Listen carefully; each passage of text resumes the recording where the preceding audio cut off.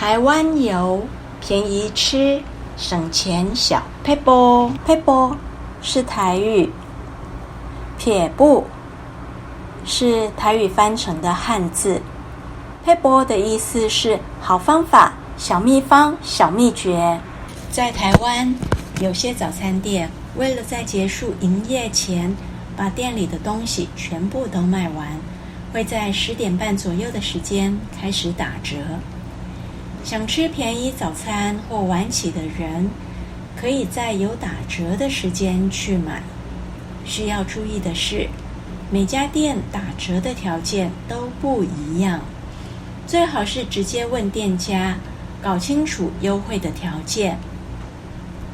另外，再补充一个小撇步，全家便利商店每天下午5点过后，当天到期的面包和一些冷藏冷冻的餐点有打7折的优惠。